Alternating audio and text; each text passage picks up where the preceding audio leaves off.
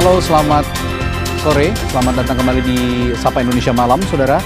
Presiden Amerika Serikat Donald Trump beberapa waktu lalu mengultimatum Iran agar membuka Selat Hormuz atau akan menghadapi serangan besar Amerika Serikat dari Israel. Tenggat waktu ultimatum Trump tersebut akan segera berakhir. Lalu akankah Amerika dan sekutunya melakukan serangan besar ke Iran besok? Dan serta lain di Sapa Indonesia Malam, perang di Timur Tengah telah membuat harga minyak dunia melambung.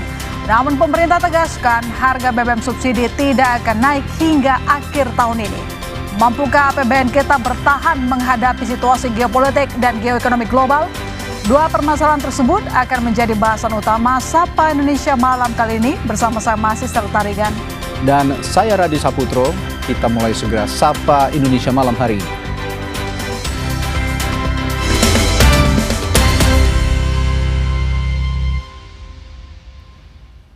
Saudara, militer Iran kembali merilis rekaman peluncuran massal drone tempur yang diluncurkan pada gelombang ke-56 dalam operasi True Promise 4 yang dikeluarkan oleh Angkatan Bersenjata Negara tersebut.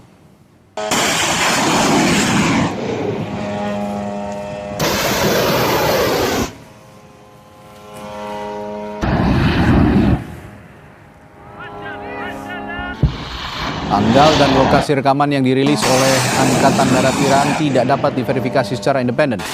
Dalam serangan ke-56 tersebut, Angkatan Darat Iran menyebut melakukan serangan udara dengan drone yang menargetkan pabrik petrokimia entitas di dekat Dimona, Israel, serta pusat komando Angkatan Darat Amerika Serikat di Bubian, Kuwait. Otoritas Israel baru menanggapi klaim serangan terhadap fasilitas petrokimia di dekat Dimona pada saat publikasi.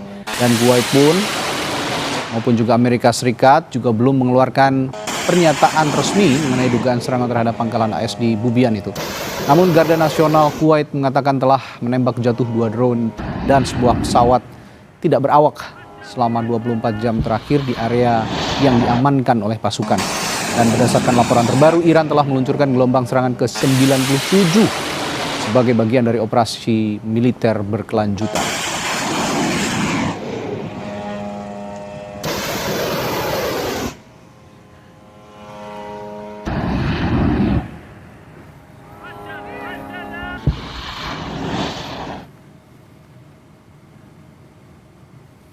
Rudal Iran dilaporkan jatuh di sebuah bangunan tempat tinggal di kota Haifa, Israel Utara pada Minggu 5 April kemarin.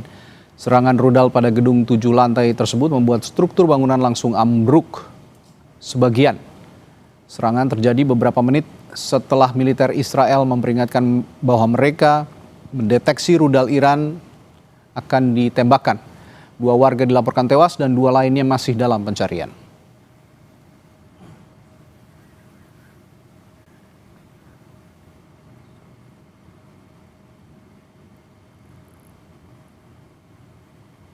Operasi penyelamatan terus dilakukan petugas setelah menemukan 2 jenazah dari reruntuhan akibat serangan rudal. Sementara 2 lainnya masih belum ditemukan. Rekaman video menunjukkan kendaraan yang rusak dan 1 terbalik di lokasi ledakan. Dinas Pemadam Kebakaran dan Penyelamatan menyatakan bahwa pasukan bekerja sama dengan Komando Pertahanan Dalam Negeri selama beberapa jam sebelum menemukan korban. Iran belum mengonfirmasi bertanggung jawab atas serangan ini. Namun Korps Garda Revolusi Islam mengatakan telah meluncurkan gelombang serangan rudal balistik yang lebih luas terhadap Israel sejak hari Minggu.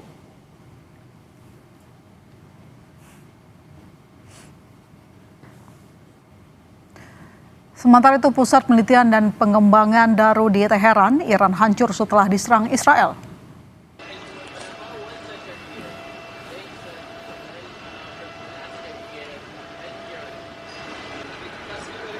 Rekaman yang diambil pada hari Minggu menunjukkan luasnya kerusakan dengan dinding yang runtuh dan puing-puing menutupi lantai tempat peralatan laboratorium dan ruang kerja.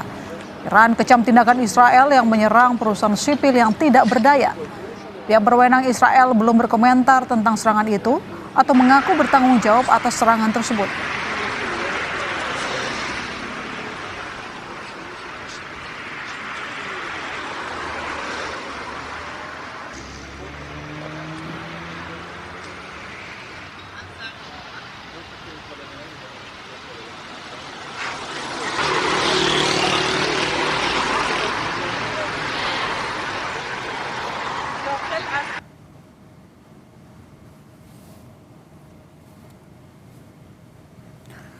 Komando Pusat Amerika Serikat CENTCOM mengklaim telah menghancurkan drone milik Iran melalui rilis video pada hari Minggu lalu. Melalui media sosial, CENTCOM menyebut drone tersebut mengancam warga Amerika dan menargetkan warga sipil di negara-negara tetangga. CENTCOM mengeluarkan klaim ini jelang batas waktu yang diberikan Presiden Amerika Serikat Donald Trump kepada Iran untuk menyetujui kesepakatan pada 6 April.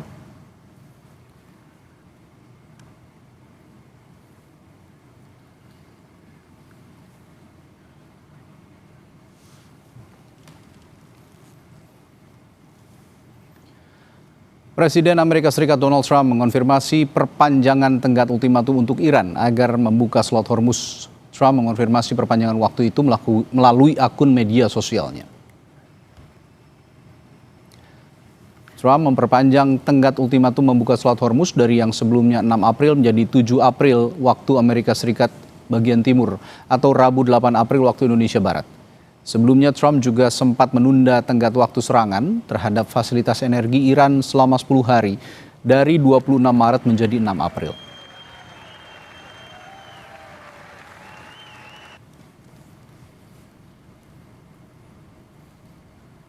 Melalui akun pribadi Donald Trump di Truth Social, Trump menuliskan Selasa akan jadi hari pembangkit listrik dan hari jembatan. Semuanya dalam sehari di Iran. Tak pernah ada hal seperti itu sebelumnya. Trump juga mengancam, buka Selat Hormuz atau kalian akan hidup bagai di neraka, lihat saja. Lalu Trump memperjelas pada unggahan berikutnya. Selasa jam 8 malam waktu Amerika Serikat bagian timur.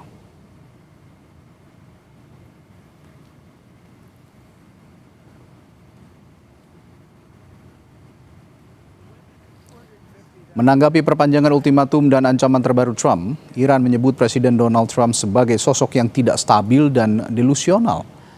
Pernyataan tersebut disampaikan oleh Menteri Kebudayaan dan Pariwisata Iran Reza Salehi Amiri. Ia menambahkan masyarakat Iran pada umumnya melihat Trump sebagai pribadi yang kurang memiliki keseimbangan dan menilai pernyataan Trump kontradiktif. Reza Salehi Amiri juga menegaskan Selat Hormuz selalu terbuka untuk dunia, tapi tertutup bagi musuh Iran.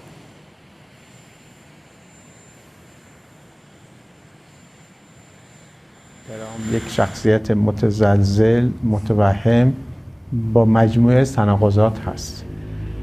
جامعه ایران معمولاً به حرفهای ترامپ اعتنایی نمی‌کند چون باور دارد که ایشان فاقد تعادل شخصیتی و رفتاری و کلامی است و هر لحظه با یک موضوع متناقضی مواجه میشیم. Saudara, 4 orang tewas dalam serangan Israel ke Lebanon pada Sabtu lalu, sementara sejumlah orang lainnya terluka. Serangan Israel yang jatuh di distrik Al-Zanah, wilayah selatan kota Beirut, Lebanon, merusak sejumlah bangunan.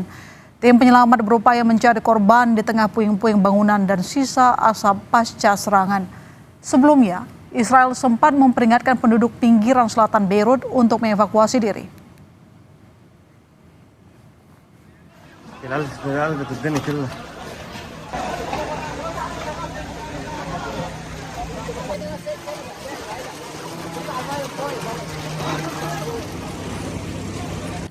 Saudara, harga minyak dunia terus meningkat akibat perang Iran melawan Amerika Serikat Israel. Menteri Keuangan Republik Indonesia Purbaya Yudisadewa memastikan harga BBM bersubsidi tidak akan mengalami kenaikan hingga akhir tahun ini. Menteri Keuangan menyatakan pemerintah sudah mempersiapkan langkah-langkah mitigasi dan menghitung ketahanan APBN jika harga minyak dunia naik hingga $100 per barel. Menkyu menyatakan pemerintah masih memiliki sumber dana lain untuk mengantisipasi tekanan harga minyak dunia. Salah satunya adalah dana sisa anggaran lebih atau SAL yang mencapai 420 triliun rupiah. Pemerintah juga memiliki berbagai pos pendapatan lain yang dapat menjadi buffer atau bantalan bagi kebutuhan anggaran subsidi tersebut. Menkyu meminta masyarakat tidak perlu khawatir. Ini apa yang Bapak sampaikan terakhir ini sangat penting ini untuk diketahui masyarakat, Pak. Bahwa exercise harga BBM di 80, 90 dan 100 pun negara sudah siap, Pak ya? Sudah siap. Yang kemarin diumumkan itu dengan asumsi 100, jadi kita sudah siap kalau sampai sana. Ya. Kita sudah siap sampai akhir tahun. Sampai akhir tahun. Nah, ini yang harus masyarakat tahu, Pak. bahwa pemerintah siap untuk tidak menaikkan sampai di akhir tahun. Ya Pak, kami siap tidak menaikkan sampai akhir tahun untuk BBM bersubsidi ya Pak ya, dengan asumsi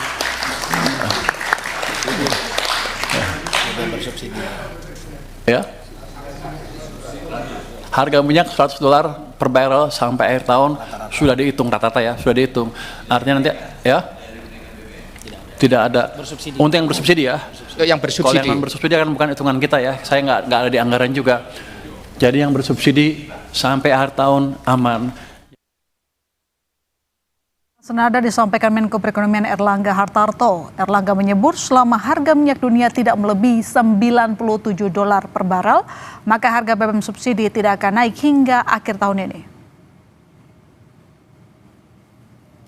Ya, minyak tidak lebih dari 97 secara rata-rata, maka harga BBM ini bisa kita pertahankan sampai bulan Desember tahun ini.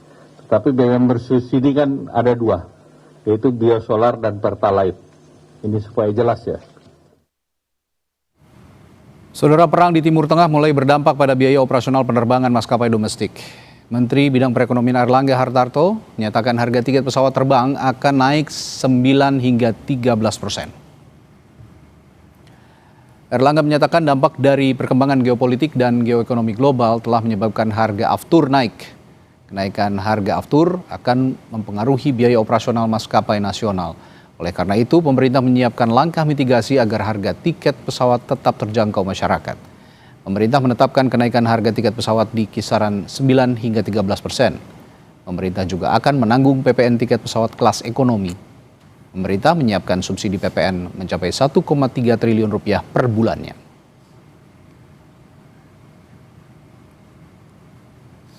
Nah, untuk menjaga kenaikan harga tiket domestik agar tetap terjangkau oleh masyarakat, maka pemerintah menjaga kenaikan harga tiket hanya di kisaran 9-13%. Jadi harga tiket di kisaran 9-13% dengan langkah-langkah sebagai berikut. Yang pertama, PPN ditanggung pemerintah, itu 11% untuk tiket angkutan udara niaga berjadwal di dalam negeri, kelas ekonomi. Nah, dengan perhitungan tersebut, jumlah subsidi yang kita berikan oleh pemerintah itu sekitar 1,3 triliun rupiah. Nah, per bulannya.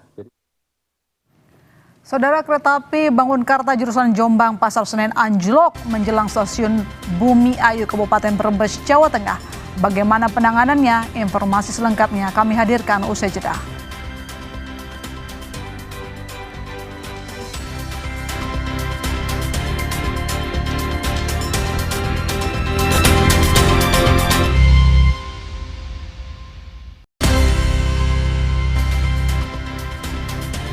Anda kembali di Sapa Indonesia Malam. Saudara, Wakil Presiden ke-10 dan 12 Yusuf Kala resmi melaporkan Rismon Hasolan Sianipar ke Barreskrim Polri atas dugaan fitnah dan penyebaran berita bohong.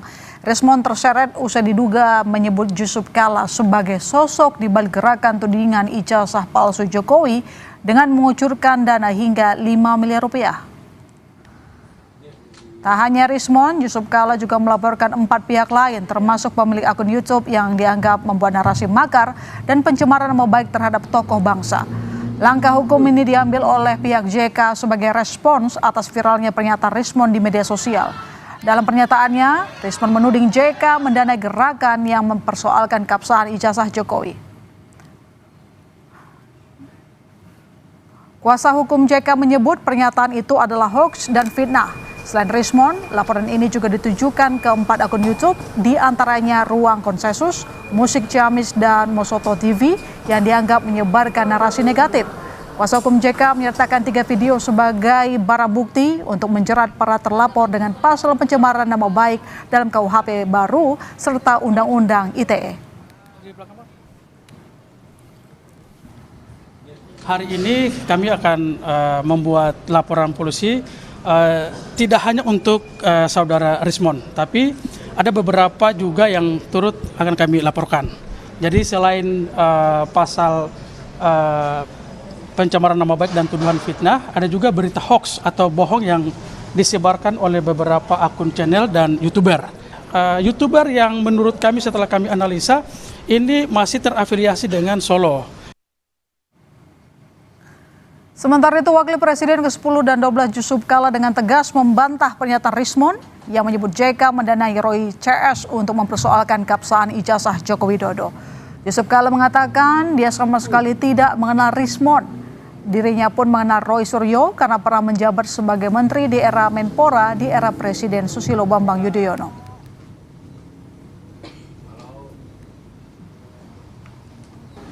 Saudara Rismon Sianipar bahwa saya mendanai Roy Suryo dan kawan-kawannya sebesar 5 miliar untuk mempersoalkan soal ijazah Jokowi.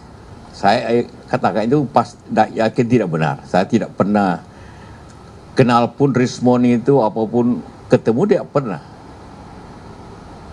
Roy karena dia bekas menteri ya saya kenal. Rismon Sianipar memberikan respons terkait laporan polisi yang dilayangkan oleh Yusuf Kala ke Barreskrim Polri. Penasehat hukum Rismon, Jahmada Girsang, menyatakan pihaknya belum mengambil sikap dan memantau proses hukum yang berjalan.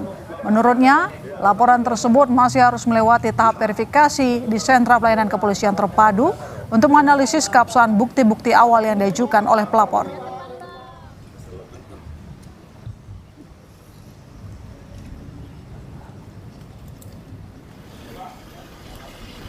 Melalui pesan yang diterima Kompas TV, penasihat hukum Rismon Sianipar, Jahmada Girsang, bilang, atas LP Pak JK, saya pikir biarkan saja dulu, kan tidak segampang itu membuat laporan, nanti di SPKT diuji. Analisa dulu bukti-bukti awal apa yang disodorkan pelapor. Saya hanya menonton saja dulu, karena sejauh ini klienku Rismon tidak pernah menyebut seperti yang di video-video beredar itu.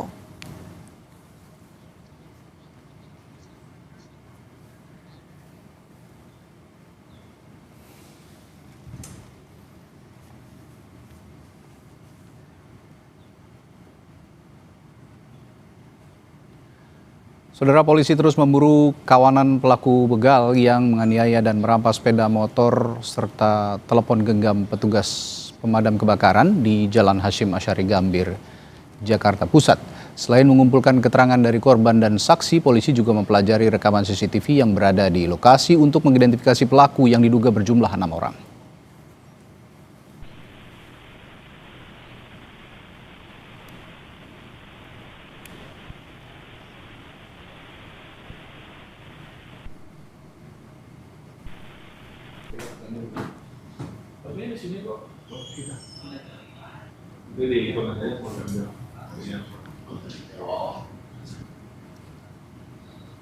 Seorang petugas pemadam kebakaran sektor Johar Baru mengalami luka memar pada bagian wajah dan tubuhnya usai dianiaya pelaku begal pada Kamis dini hari lalu.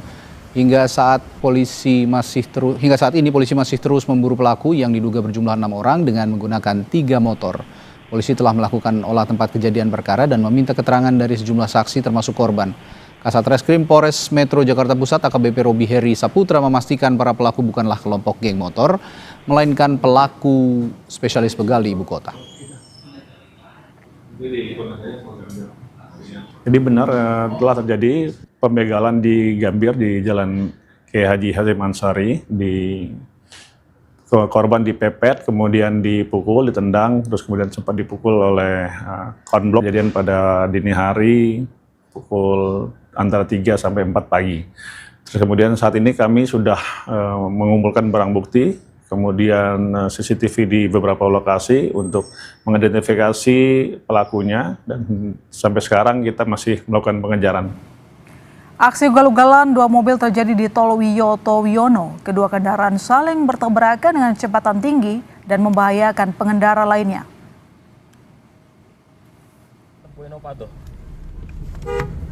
Ting tadi naon eta permasalahan kurang tahu. Aksi berbahaya ini sempat direkam pengendara lain yang melintas di ruas tol Wiyoto Wiono kilometer 19 Pademangan, Jakarta Utara. Aksi ugal-ugalan tersebut saat ini tengah didalami oleh pihak kepolisian. Polda Metro Jaya langsung melakukan pengecekan ke lokasi kejadian, namun setibanya di lokasi, kedua pengemudi sudah tak lagi berada di lokasi. Hingga kini polisi masih menyelidiki identitas dan mencari kedua pengemudi ugal-ugalan itu. Ya, lo tadi beda jalan eta. Buset, hampir tadi terpental ke seberang. Bahwa kejadian tersebut terjadi di ruas tol Wiyoto Wiono, kilometer 19B arah pelabuhan. Kejadian tersebut terjadi pada hari Jumat dan sore hari. Terkait kejadian tersebut, Sat PJR Polda Metro Jaya sedang melakukan proses penyelidikan. Diguyur hujan lebat dengan intensitas tinggi mengakibatkan atap area boarding lounge di Gate 7 Terminal 3 Bandara Soekarno-Hatta pada Senin siang ambrol.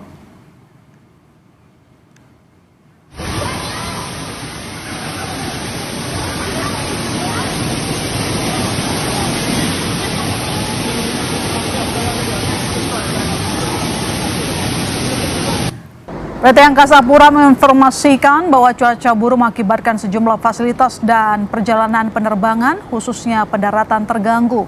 Salah satu fasilitas yang mengalami kerusakan adalah jebolnya atap di Terminal 3 Bandara Soekarno-Hatta. Dari video amatir terlihat air mengalir deras dari bagian plafon dan akhirnya jebol karena tak kuat menahan debit air.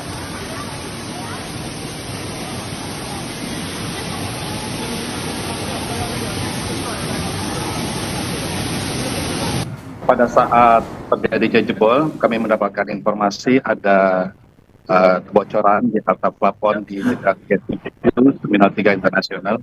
Kami langsung melakukan langkah-langkah yang segera memperbaiki situasi. Yang pertama, kami melakukan pembatasan area, kemudian melakukan pembersihan di area tersebut, dan saat ini sudah tidak ada lagi kebocoran dan lokasi tersebut sudah bersih dan bisa digunakan kembali.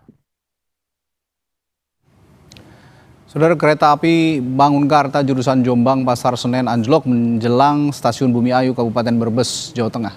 Peristiwa ini masih dalam penanganan PT KAI Daerah Operasional 5 Purwokerto. Gerbong kereta bagian depan keluar dari rel dan hampir terguling. Menurut pihak PT KAI, setidaknya ada 3 gerbong yang anjlok dan telah menyiapkan 10 bus untuk membawa ratusan penumpang yang terdampak. Peristiwa ini kini masih dalam penanganan petugas agar segera perjalanan kereta kembali normal.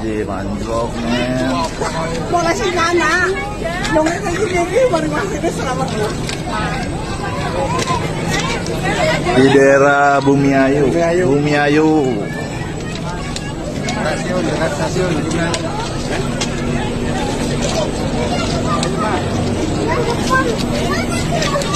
Saudara, Iran klaim telah menggagalkan operasi penyelamatan pilot pesawat tempur Amerika Serikat saat Amerika klaim berhasil menyelamatkan krunya dengan selamat.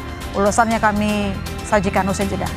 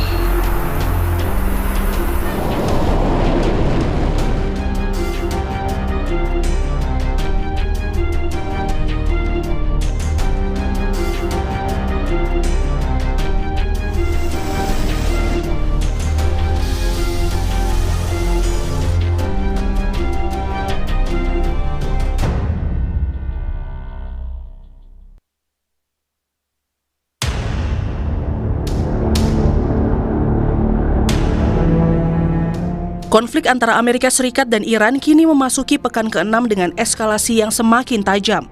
Untuk pertama kalinya dalam lebih dari 2 dekade, pesawat tempur Amerika Serikat dilaporkan berhasil dijatuhkan oleh Iran.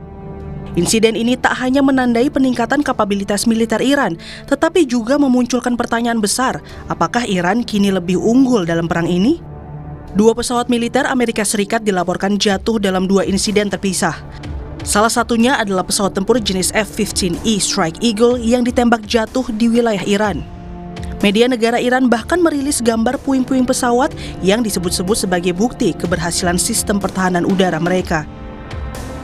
Meski media Reuters tidak dapat memverifikasi jenis pesawat dalam foto, tetapi analis citra forensik dari Contested Ground, William Goodhine, mengatakan ekor pesawat difoto sesuai dengan sirip ekor F-15E Strike Eagle.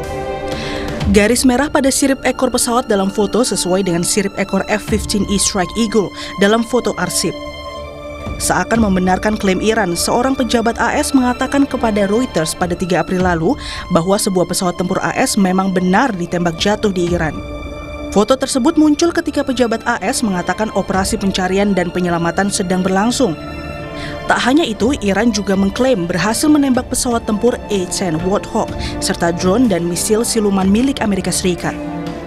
Sementara itu, juru bicara Markas Besar Pusat Khatam Al-Anbiya Iran, Letnan Kolonel Ebrahim Zolvagori menyatakan jet tempur milik AS ditembak jatuh di wilayah udara Iran Tengah oleh sistem pertahanan kedirgantaraan canggih yang baru dikembangkan dan dioperasikan oleh IRGC.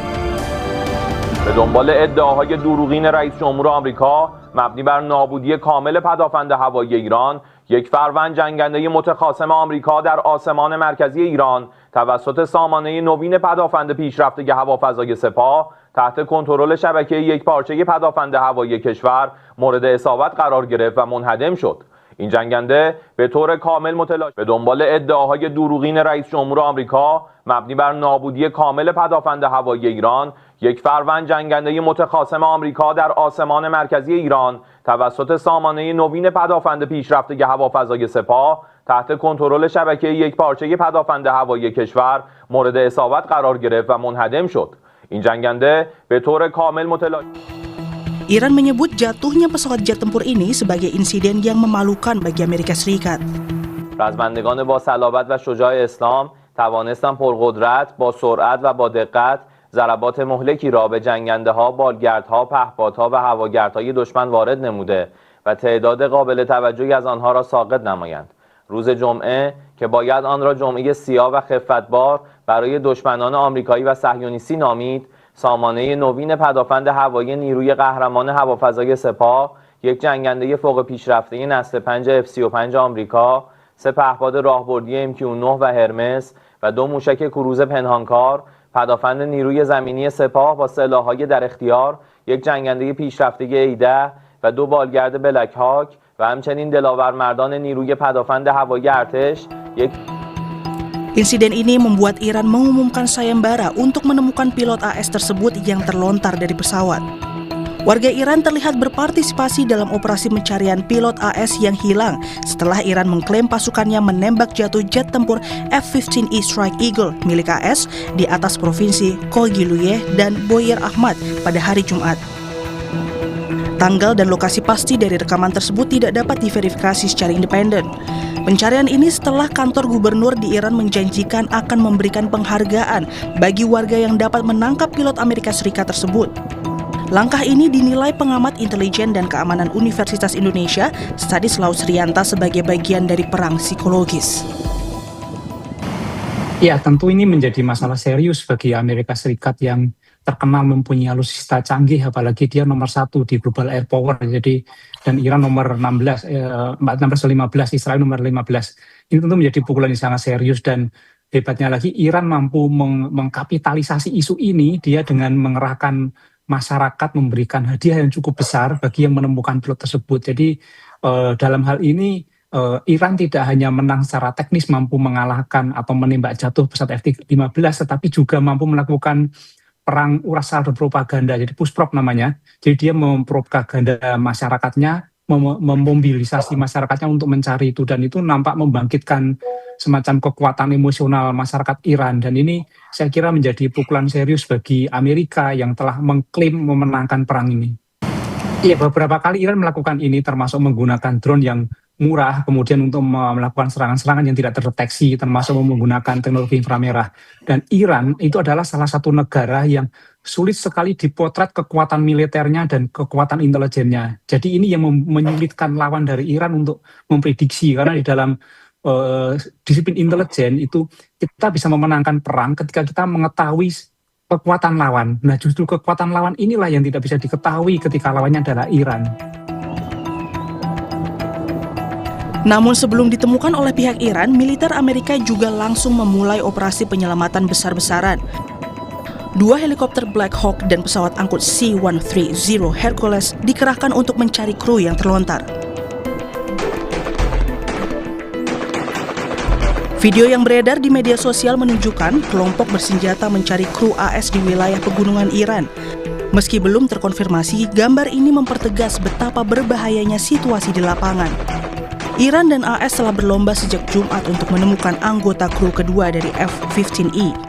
Dalam operasi pencarian pilot yang terdampar di wilayah Iran, Iran mengklaim telah menghancurkan pesawat-pesawat milik Amerika. Media Iran melaporkan bahwa serangan selama operasi penyelamatan menewaskan 5 orang di Iran Barat Daya, meskipun belum jelas apakah mereka warga sipil atau personel militer. عملیات به اصطلاح نجات ارتش آمریکا که در قالب عملیات فریب و فرار فوری به بهانه نجات خلبان هواپیمای ساقط شده خود در یک فرودگاه متروکه در جنوب اصفهان تحریزی شده بود با حضور به موقع نیروهای مسلح جمهوری اسلامی ایران به شکست کامل انجامید. Meski Iran bilang operasi penyelamatan AS gagal, namun Amerika malah memberikan klaim sebaliknya. Trump klaim bahwa pilot jet tempur yang terjatuh di wilayah Iran berhasil diselamatkan oleh militer AS. Trump dalam unggahannya di Truth Social mengatakan bahwa prajuritnya tersebut mengalami cedera tetapi dia akan baik-baik saja. Sebelumnya, Presiden AS Donald Trump mengatakan pada hari Minggu bahwa perwira tersebut telah ditemukan dalam operasi pencarian dan penyelamatan.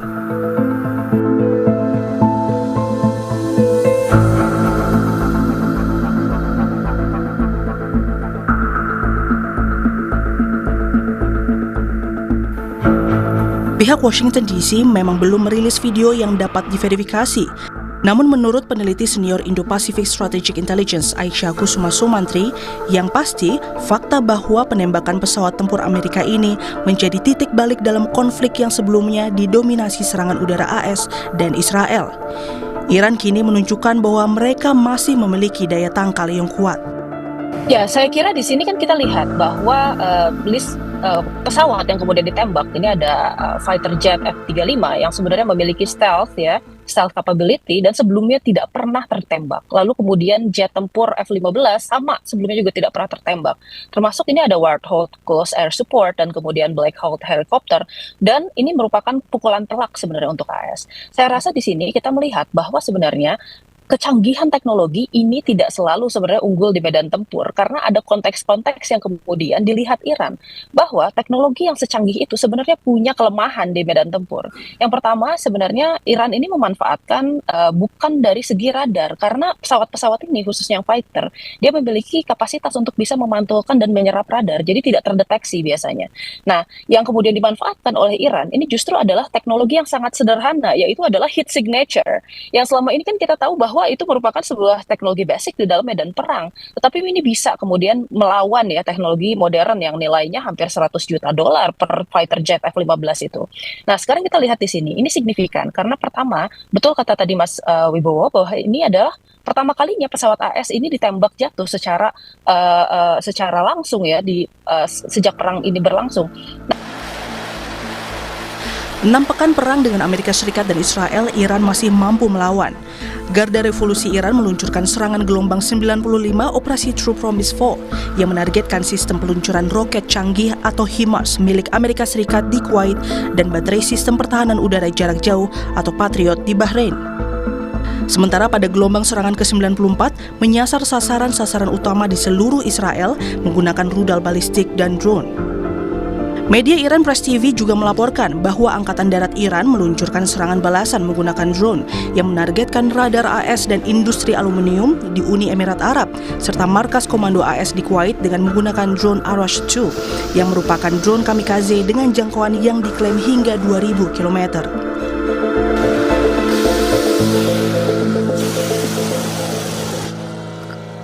Tenggat waktu ultimatum Trump akan berakhir. Amerika akan serang besar-besaran Iran besok. Kita bahas usai jeda, sesaat lagi di Sapa Indonesia Malam.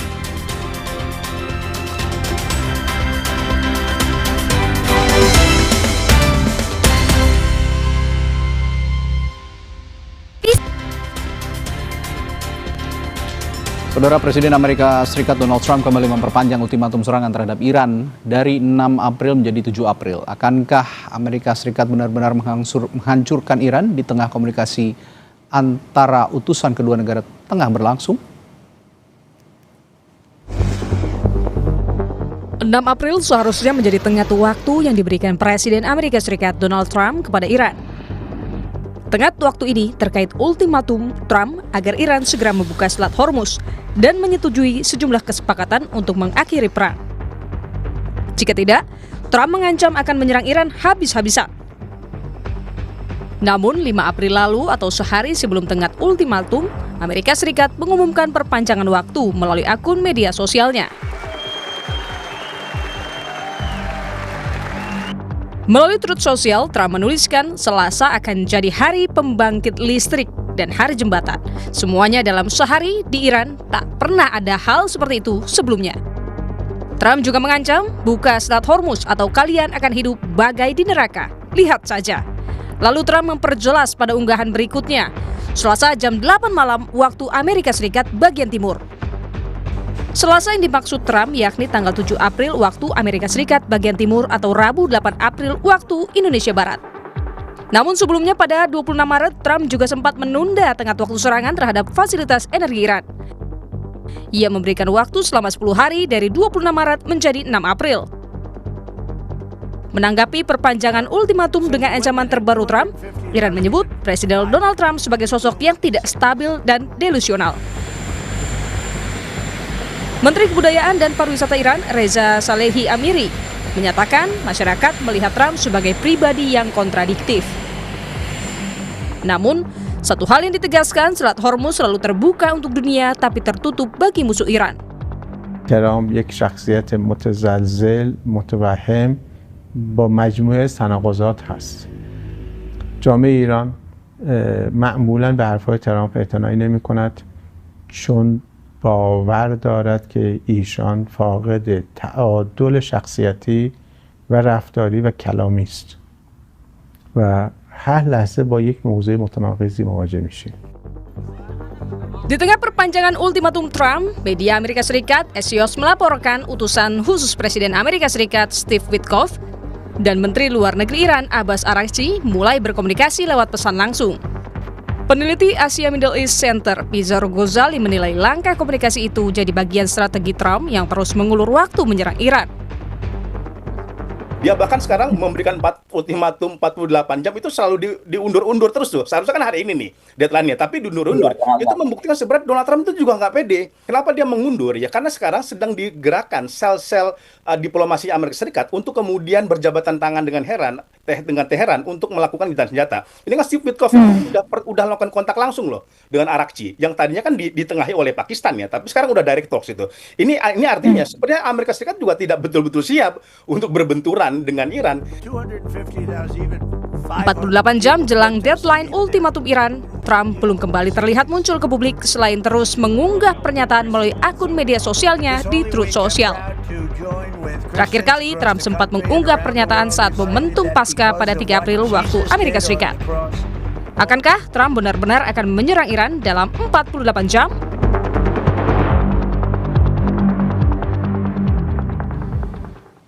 Saudara, kita bahas ultimatum Donald Trump yang kembali diperpanjang menjadi 7 April waktu Amerika Serikat bersama dosen hubungan internasional Universitas Padjadjaran Teuku Reza Shah dan pengamat intelijen dan keamanan Universitas Indonesia Stanislaus. Selamat malam Pak Stanis dan juga Pak Reza. Malam. Selamat malam, salam dari Bandung. Baik, saya ke Pak Stanis dulu.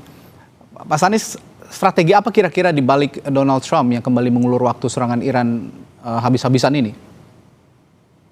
Ya memang sudah beberapa kali Donald Trump itu mengulur-ulur waktu ya. Ini menunjukkan bahwa sebenarnya dia nampak ragu atau tidak siap. Atau memang Trump tidak siap untuk menerima dampak balasan dari Iran. Sementara Iran itu tidak pernah membuat pernyataan-pernyataan atau ekspos sesuatu ke media. Dan Iran menyatakan siap apapun yang terjadi dia akan siap menghadapi Amerika. Ini yang menjadi berat bagi Amerika. Sementara kemarin sudah terjadi beberapa peristiwa yang nampak membuat Amerika lemah, ya, seperti misalnya pesawatnya berhasil ditembak, kemudian pilotnya jatuh.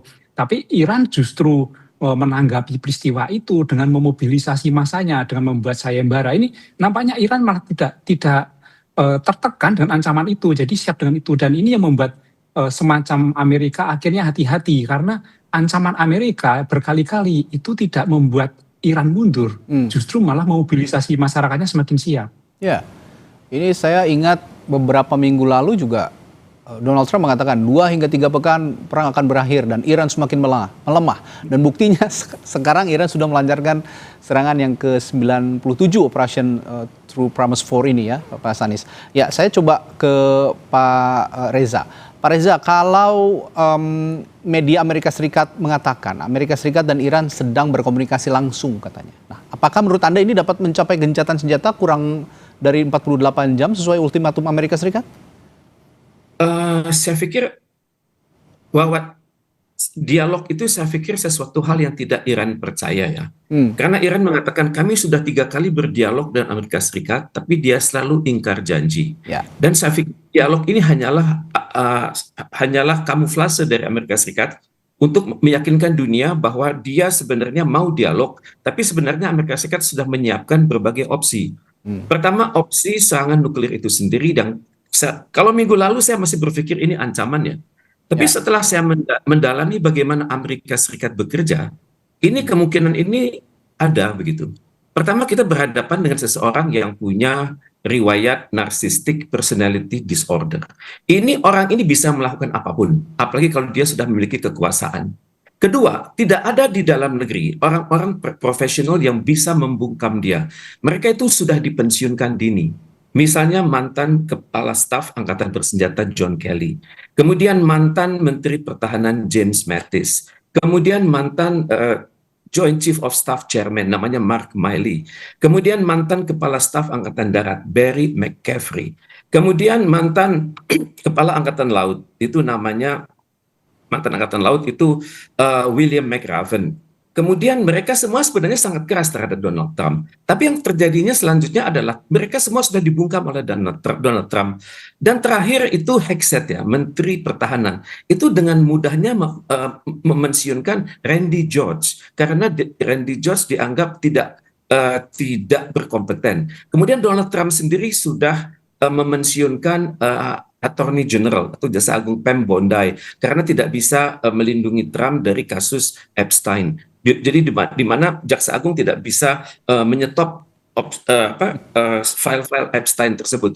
Kemudian juga saya perhatikan ya, di Amerika Serikat sebenarnya ada para asosiasi para psikolog ya, tapi mereka itu tidak berani berkonsultasi dengan Trump karena mereka menganggap tidak etis kami menghakimi Donald Trump kalau dia itu tidak kami periksa begitu. Jadi saya perhatikan the American Psychiatric Association ini diam-diam mendukung Trump melakukan operasi militernya. Kemudian saya perhatikan juga adanya prosedur penggunaan perangkat nuklir ya. Ini dimungkinkan karena kuncinya hanya berada pada Donald Trump dan dia statusnya adalah Commander in Chief dan dia itu memiliki hak untuk menggunakan nuklir tersebut. Dan dia paling hanya berkonsultasi dengan military advisors yang saat ini yang ada adalah Secretary of Defense atau Hegseth itu sendiri, orang yang ditunjuk dia. Dan saya pikir para kalangan pemikir Amerika Serikat yang berada pada situasi darurat ini, mereka biasanya berada di White House Situation Room. Mereka ini tampaknya sudah loyal pada Trump dan takut gitu. Dan Donald Trump ini berpotensi menggunakan autentifikasi nuklir yang namanya gold codes itu di kalangan internal itu dipanggilnya biscuit ya. Biscuit ini atau biskuit itu memuat alphanumeric code ya. Dan ini dapat digunakan tanpa perlu identifikasi dari siapapun dan alpha numeric code ini yang kalau sudah berada di tangan Donald Trump itu tinggal dikirimkan kepada war plan, dan di war plan itu akan ada orang-orang yang melakukan verifikasi, dan biasanya 2 orang ini ya biasanya akan mengatakan iya begitu, dan dua orang ini memang harus bersama-sama melakukan otorisasi, dan kalau sudah begini ya tidak ada lagi yang bisa menahan. PBB juga lemah karena PBB tidak bisa menahan. PBB tidak memiliki struktur komando, dan mereka hanya akan berujung kepada konsensus di Dewan Keamanan. Kalau kita lihat konsensus itu skornya adalah 13-2 begitu, dan 2 itu adalah China dan Rusia, dan saya pikir China dan Rusia mereka lebih mementingkan kepentingan nasional mereka dalam kondisi di mana dunia ini hidup atau mati. Saya pikir China dan Rusia akan berpikir sepanjang mereka tidak kena, mereka akan diam-diam saja, walaupun mereka itu sebenarnya memiliki perangkat teknologi untuk mengetahui apakah akan datang suatu serangan nuklir atas negara Iran. Dan yang mereka juga tampaknya tahu bahwa suatu serangan itu akan bisa meluluhlantakkan Iran, tapi mereka tidak bisa berbuat apa-apa. Jadi ini yang jadi kansnya besar. Ya, oke. Saya balik lagi ke kekuatan militer ke Pak Stanis. Pak Stanis, kalau bicara kekuatan militer dan penempatan pasukan Amerika Serikat saat ini, Anda melihat seperti apa jelang deadline ultimatum Trump ini? Karena Trump juga mengancam akan melakukan ground invasion. Apakah ini akan benar-benar terwujud? Padahal di sisi lain bahwa sejumlah analis juga mengatakan bahwa ini akan menjadi kerugian tersendiri kalau memang ini terwujud untuk Amerika Serikat. Ya, Amerika Serikat mempunyai pasukan di kawasan Teluk sekitar 40 sampai 50 ribu. Kemudian ditambah dalam akhir-akhir ini ada dari marinir, kemudian juga dia sudah menyiapkan pasukan Linut untuk melakukan ground invasion. Tapi ground invasion itu tidak mudah. Penerjunan pasukan Linut itu justru menguntungkan Iran, saya kira. Iran akan membuat semacam kayak killing ground. Karena pasukan Linut itu pasukan dengan senjata yang tidak berat, senjata ringan. Dan itu pasti akan ditunggu sama Iran, ditunggu dari bawah, kemudian itu akan terjadi killing ground itu. Tidak mudah melakukan itu, kecuali menerjunkan pasukan Linut mungkin di daerah yang pasukannya tidak siap, atau kepada wilayah yang tidak ada pasukan bersenjata itu. Nah, 50 ribu itu juga sudah ditanggapi oleh Iran. Dia menyatakan dia akan menyiapkan 1 juta milisi, warganya yang disiapkan dengan senjata itu. Saya kira inilah yang akhirnya pengiriman pasukan darat ini kan akhirnya ditunda-tunda terus sama Amerika, karena Amerika pasti akan berhitung bahwa Iran juga menyiapkan ini. Dan ingat bahwa Iran itu pasukannya pasukan dengan ideologi. Jadi mereka siap untuk melakukan apapun karena keyakinan itu. Dan ideologi itu susah sekali jika ditandingi dengan misalnya persenjataan saja. Walaupun kita tahu bahwa dalam global air power Amerika nomor 1, sementara Iran sekitar nomor 15 atau 14 itu sangat jauh dari kekuatan senjata. Tapi mereka itu mempunyai basis massa yang siap untuk menghadapi itu, dan intensi mereka siap untuk melakukan apapun untuk menghadapi Amerika. Sementara Amerika di dalam negeri mereka banyak sekali pertentangan. Bahkan beberapa orang Kongres mengatakan bahwa ini perangnya Trump, bukan perangnya Amerika. Jadi Trump itu menghadapi dua kesulitan, yaitu nanti kesulitan menghadapi Iran dan kesulitan di dalam negeri sendiri. Itu warganya juga tidak sepenuhnya untuk mendukung perang ini. Saya kira ini akan diperhitungkan sekali oleh Trump. Oke. Ya, ini juga tadi Donald Trump mengatakan ada beberapa fasilitas publik yang ada di kawasan dan di Iran maksud saya, ini akan juga disasar seperti jembatan, lalu pembangkit listrik. Nah, menurut Pak Stanis, serangan-serangan seperti ini apakah juga tidak menyalahi hukum internasional ataupun hukum perang? Ya, kalau di dalam perang kan apapun akan dihancurkan. Karena biasanya pertama kali yang dihancurkan adalah pemimpinnya. Setelah pemimpinnya, kemudian mereka adalah militernya, angkatan perang. Setelah itu baru logistik atau infrastrukturnya. Itu yang secara bertahap akan dihancurkan untuk melemahkan. Dan saya kira Iran itu sudah biasa mendapat serangan seperti itu. Mereka puluhan tahun dan mereka sudah siap. Oke, baik. Pak Reza, sebenarnya apa titik balik yang dapat mengembalikan lagi kepercayaan Iran terhadap Amerika Serikat? Setidaknya di meja perundingan. Kalau kita tadi bahas, sebenarnya ya kalau mau serius, konsisten begitu ya dari Amerika Serikat. Ini kan memang masalahnya inkonsistensi dari pernyataan Donald Trump. Tapi setidaknya adakah yang dapat mengembalikan kepercayaan Iran terhadap Amerika Serikat untuk menempuh meja perundingan, Pak Reza? diplomasi itu membuka wahana untuk itu ya. Walaupun Iran sudah kecewa 3 kali. Ya. Mungkin kita tidak, saya sulit mengatakan apakah negosiasi ini akan berhasil. Tapi tentunya negosiasi itu kan membutuhkan prasyarat. Ya, prasyarat itu antara lain adalah Amerika Serikat hendaknya mengerti bahwa sekarang masih masa berkabung di Iran selama 40 hari sejak tanggal 28 Februari, itu pertama. Dan yang kedua, Amerika Serikat masih terus-menerus menghina Iran begitu. Menghina Iran dengan pemimpin yang wafat itu Ayatullah Ali Khamenei sebagai teroris. Ini Ali Khamenei sebagai pemimpin teroris yang akan menghancurkan Amerika Serikat. Saya pikir masih ada prakondisi yang Iran bisa harapkan. Kalau Amerika Serikat bisa melakukan itu dan juga Amerika Serikat bisa melunak di sektor nuklir, karena Iran sudah membuktikan dirinya melunak pada perundingan yang bulan Februari lalu itu PBB juga sudah mengatakan kans untuk berhasil perundingan itu ada, tapi di menit-menit terakhir Amerika Serikat dan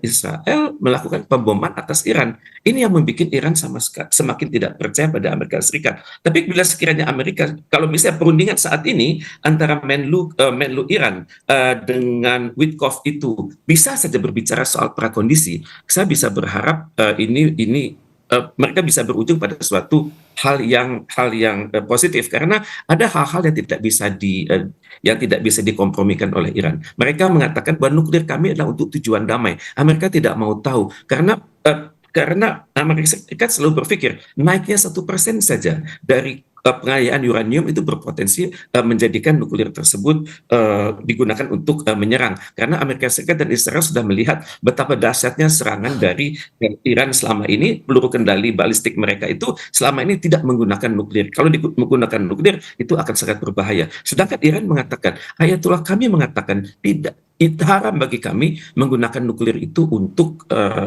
tujuan menghancurkan. Ini adalah ide-ide yang harus dibahas. Kemudian juga soal Hormuz. Hormuz itu berarti kedaulatan bagi Iran. Tapi kalau Amerika Serikat memaksa, ya barangkali perlu dialog. Tentu ada standar, ada yardstick. Standar itu adalah aturan-aturan dari International Maritime Organization. Dan untuk itu juga harus menekankan bahwa ini masalahnya bukan hanya sekedar kami menolak Hormuz, tapi Anda tidak mentaati aturan-aturan International Maritime Organization. Ini Iran belum buka. Kemudian juga Iran belum membukakan data-data tentang Hexet maupun Donald Trump yang ada di dalam file Epstein. Dan ini Iran belum gunakan ini. Data-data benarnya kalau dikomunikasikan kepada kalangan Amerika Serikat bisa memaksa mereka untuk melakukan demo dengan kuantitas dan kualitas lebih besar daripada sekedar 10 juta demonstran. Ya, demo yang dengan jumlah yang cukup besar dan ujungnya nanti bisa saja impeachment, begitu ya Pak Reza ya, kira-kira di Amerika sana. Ya, oke. Nah, saya ingin juga membahas soal ultimatum Trump yang tadi saya sudah sempat singgung, 48 jam. Ini bisa gencatan senjata, kalau tidak ini akan dampak yang akan lebih masif dirasakan oleh Iran. Saya rasa apakah ini rasa terpepet ya, rasa yang sudah desperate dari Donald Trump untuk mengatakan hal ini, atau ada analisis lain dari Pak Reza? Saya akan tanyakan hal itu nanti setelah jeda di Sapa Indonesia Malam. Tetaplah bersama kami.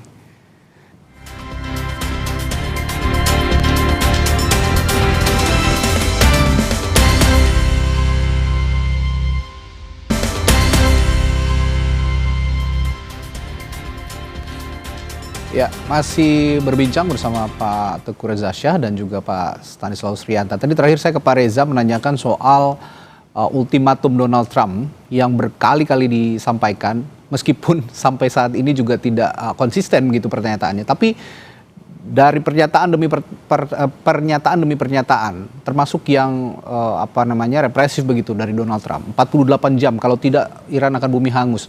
Akankah ini ada terjadi atau ini hanya bluffing semata dan ini ada tekanan tertentu? Kalau memang ada tekanan dari mana kira-kira Pak Reza?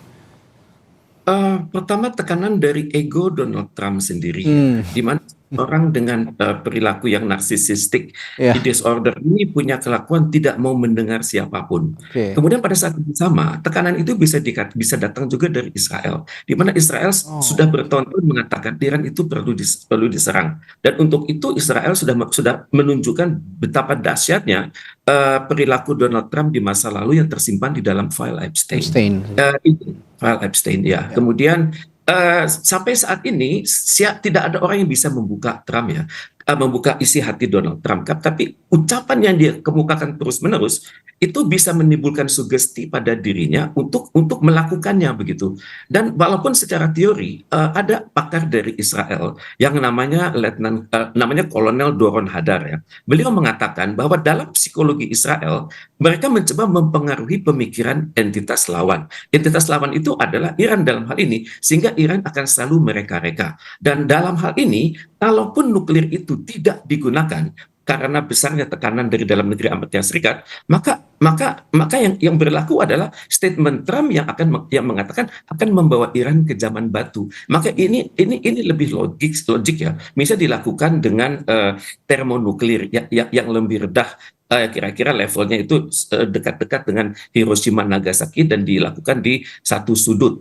Kalau itu dilakukan, tetap itu adalah nuklir. Tapi masalahnya adalah apakah ada perjanjian rahasia juga? Karena pada saat mereka berunding dalam perundingan tahun lalu, salah satu klausulnya adalah Amerika Serikat akan menyerang 2 titik di Iran, kemudian Iran membalas dari 1 titik yang sudah ditetapkan oleh Amerika Serikat dan selesai. Dan Iran menolak. Iran tidak mau disetir oleh Amerika Serikat. Karena peradaban kami ini sudah 4.000 tahun di dunia, kami sudah bertahan, dan untuk itu kami akan hadapi apapun ancaman dari Amerika Serikat. Jadi saya bisa bayangkan dalam suasana perundingan ini, Menteri Luar Negeri Iran itu membawa amanah yang luar biasa dari 90 juta rakyat Iran yang mempercayakan nasib mereka pada sebuah perundingan.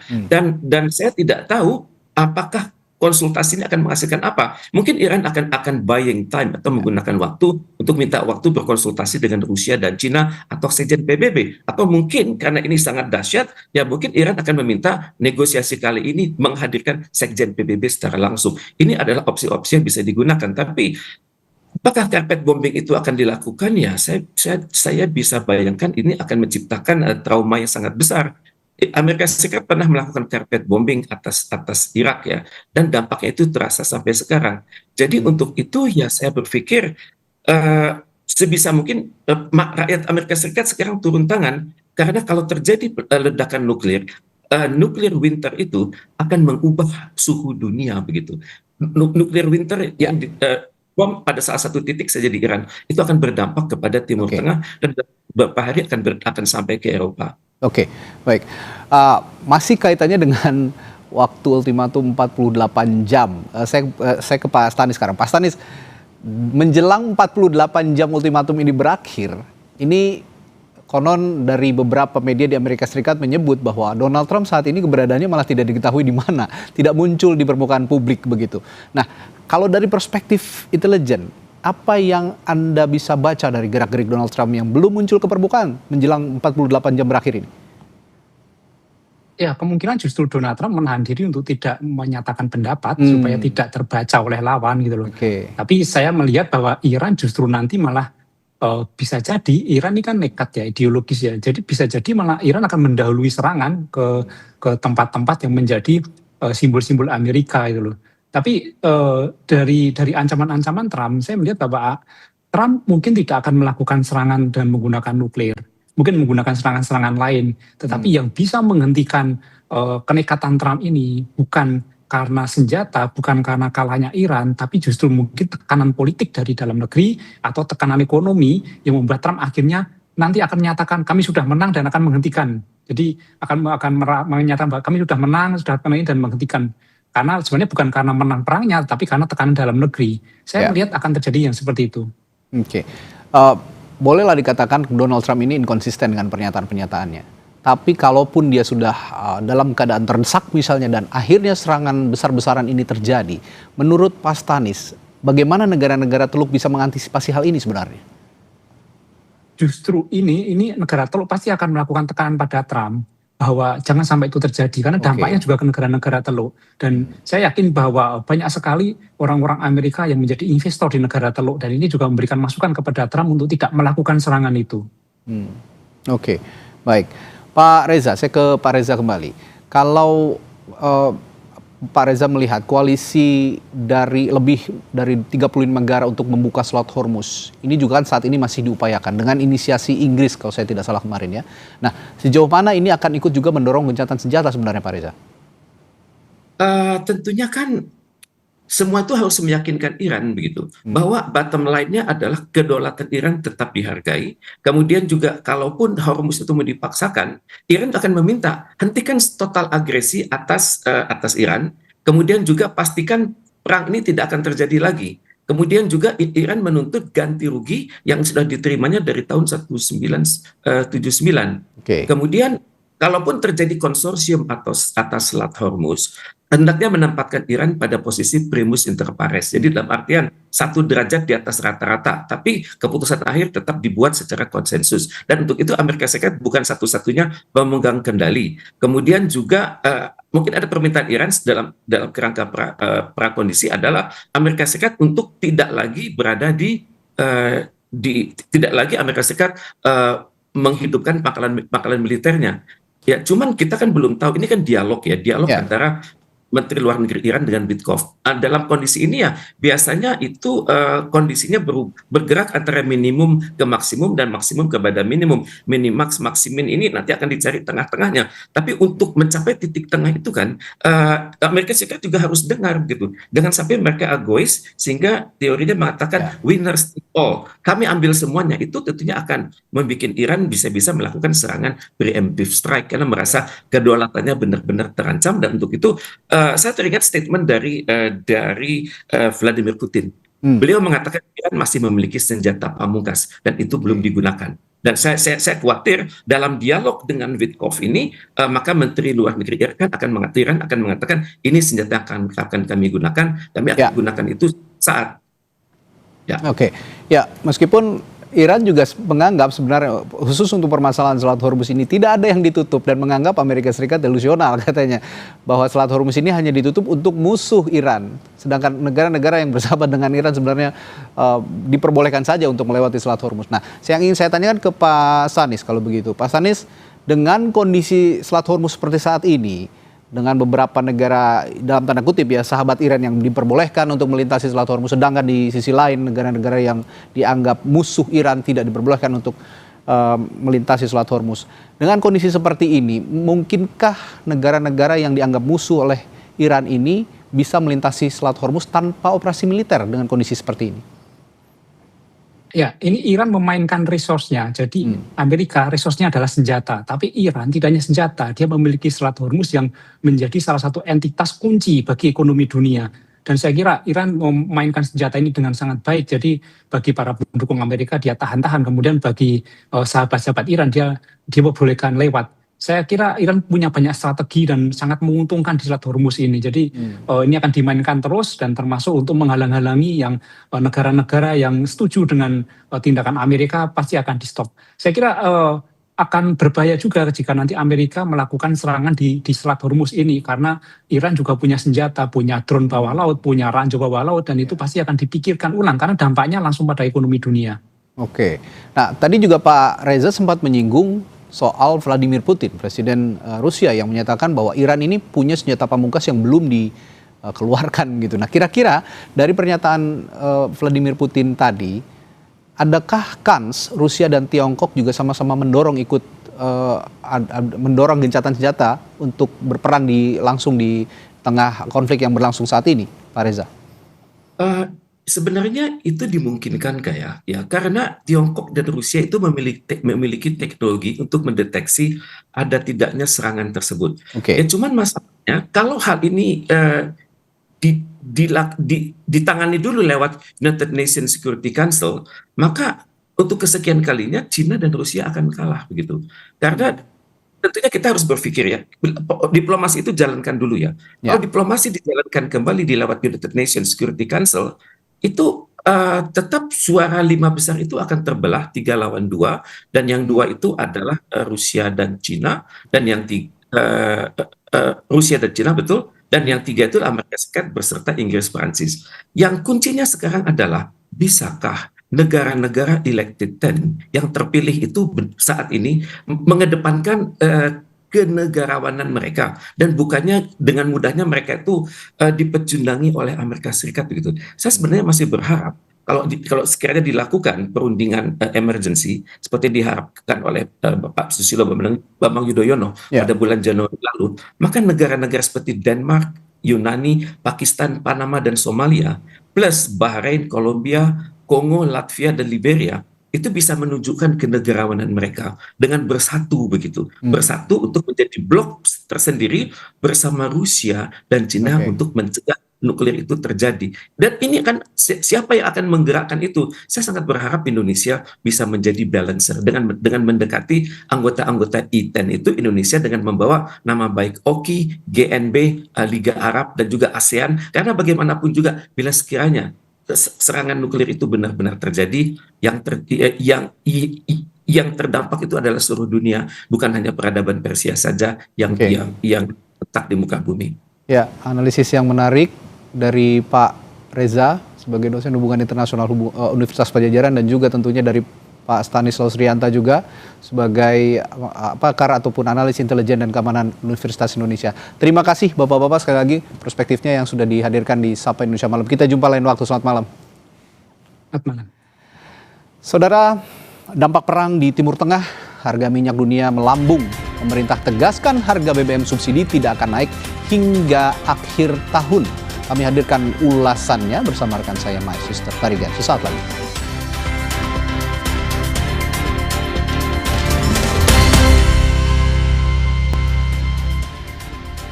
Anda kembali menyaksikan Sapa Indonesia Malam. Saudara, pemerintah menjamin harga BBM subsidi tidak akan naik hingga akhir tahun 2026. Pemerintah menyebut masih memiliki sisa anggaran yang bisa digunakan lebih dari 400 triliun rupiah untuk mensubsidi BBM.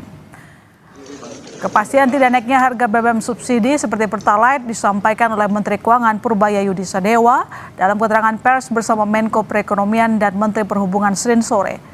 Purbay memastikan pemerintah masih memiliki anggaran sebesar 420 triliun rupiah dalam bentuk sisa anggaran lebih yang bisa digunakan jika memang diperlukan, mengingat harga minyak dunia yang terus naik.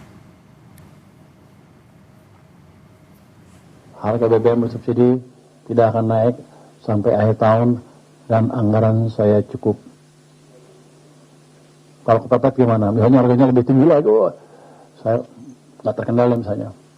Selama suplainya ada, kita masih punya bantalan uang sebesar 420 triliun rupiah yang sekarang dalam bentuk sisa anggaran lebih atau saldo. Kalau kepepet itu masih bisa dipakai. Tapi rasanya sih kita ke sana masih jauh karena harga minyak kecil peluangnya bertahan di atas 100 untuk waktu yang berkepanjangan kalau kita lihat politiknya di Amerika Serikat seperti apa. Jadi itu saya ingin tegaskan lagi, masyarakat nggak usah khawatir, nggak usah spekulasi bahwa saya kehabisan uang, gini-gini uangnya banyak nih, kayak benghar, kaya lah. Jadi uang kita cukup. Itu. Meski perang di Timur Tengah terus berlanjut, pemerintah menjamin harga BBM bersubsidi tidak akan naik hingga akhir tahun nanti. Pemerintah menegaskan APBN kita kuat untuk mengantisipasi perkembangan situasi geopolitik dan geoekonomi global. Kita ulas lebih dalam hal ini bersama Wakil Ketua Komisi 11 DPR RI Muhammad Hekal dan peneliti Center of Reform of Economic Core Yusuf Rende Manilet. Selamat sore Mas Yusuf. Selamat sore Mbak My Sister. Ya. Di tengah sejumlah negara mengambil tindakan yang cukup ekstrim, bahkan ada darurat energi nasional di Filipina, pemerintah Indonesia memastikan harga BBM tidak akan naik sampai akhir tahun. Anda melihat ini solusi atau justru mengundang risiko jangka panjang terhadap kesehatan APBN? Ya, tentu setiap kebijakan konsekuensinya ya. Kalau seandainya sekarang pemerintah memilih untuk tidak menaikkan harga BBM konsekuensi jangka pendeknya tentu bisa dilihat dengan harga ataupun inflasi yang diekspektasikan itu bisa berada pada kisaran target pemerintah di angka 3,5 plus minus 1% gitu. Nah, tetapi saya kira keputusan pemerintah untuk tidak menaikkan harga BBM ini juga didasarkan atas beberapa asumsi. Kalau kita ikuti dan cermati apa yang disampaikan oleh Pak Purbaya di beberapa kesempatan, salah satu yang sering disebutkan itu adalah threshold kenaikan ataupun harga rata-rata yang bisa ditampung gitu ya oleh APBN di kisaran angka 99 atau bahkan 100 US$ per barel. Ya, artinya ketika asumsi tersebut memang mencapai angka tersebut, maka selama itu pula APBN masih bisa menahan ya atau mengkompensasi kenaikan harga. Nah, tetapi pertanyaannya adalah apabila ternyata dalam katakanlah 4 hingga 5 bulan ke depan harga rata-rata dari BBM itu mengalami kenaikan di atas 100%, ini kan artinya thresholdnya mengalami peningkatan.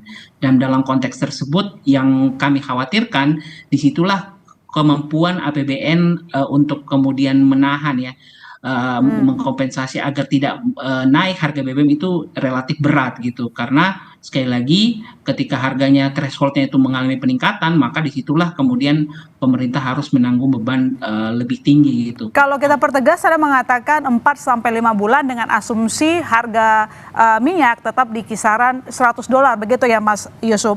Tapi kan kalau thresholdnya tidak melebihi. Oke. Menkyu mengatakan masih ada bantalan dari SAL. Apakah ini cukup menenangkan atau sebenarnya masih ada risiko di belakangnya? Saya kira memang masih ada risiko di belakangnya ya. Artinya selama kemudian pemerintah tidak mau ya sekali lagi melakukan efisiensi pada pos yang lain, saya kira SAL itu hanya sekedar bantalan sementara gitu. Nah, kalau kita melihat dari perkembangannya kan saat ini pemerintah masih diuntungkan dengan angka rata-rata harga BBM yang masih berada di kisaran 85 ya.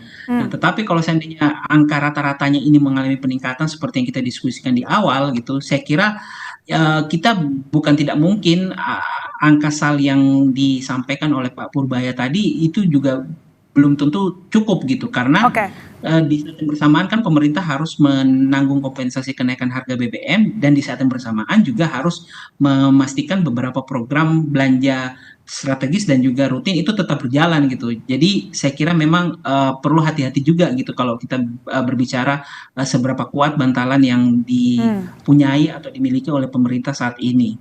Mana lebih beresiko, Mas? Satu sisi kan kalau pemerintah tidak menaikkan harga BBM subsidi, maka kan harapannya daya beli masyarakat tidak tergerus, begitu kan?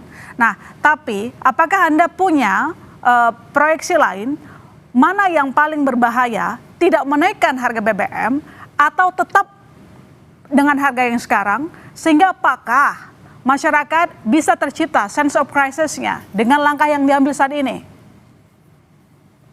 Ya, saya kira masyarakat sudah relatif bisa membaca gitu ya, bahwa saat ini kondisi geopolitik kita, geopolitik Timur Tengah itu mempengaruhi harga BBM di dalam negeri, dan apa yang bisa dilihat dari sense of crisis-nya masyarakat itu ketika masyarakat mengantri ya, ketika sebelum ada pengumuman ditahannya harga BBM di akhir bulan Maret kemarin. Saya kira itu sebenarnya menunjukkan bahwa masyarakat itu tahu bahwa ada potensi kenaikan harga BBM yang bisa terjadi gitu kalau seandainya kondisi dari geopolitik ini mengalami pemburukan gitu. Dan dalam konteks ini tentu masyarakat juga sudah paham bahwa ketika harga itu terjadi maka mereka harus melakukan langkah mitigasi. Jadi kalau dibilang masyarakat paham, saya kira paham. Nah, masalahnya tentu kalau seandainya pilihannya bagi pemerintah saat ini memang kalau menurut kami memang perlu ditahan terlebih dahulu agar tidak kemudian kondisi dari kenaikan harga BBM ini bisa memberikan implikasi langsung kenaikan ke inflasi atau harga barang gitu. Karena kalau seandainya tidak ditahan, terutama di periode setelah Lebaran, ada dua implikasi yang kemudian bisa terjadi gitu. Yang pertama, tentu daya beli masyarakat akan tergerus ya, karena angka inflasinya langsung sangat tinggi, dan yang kedua faktor tadi ada.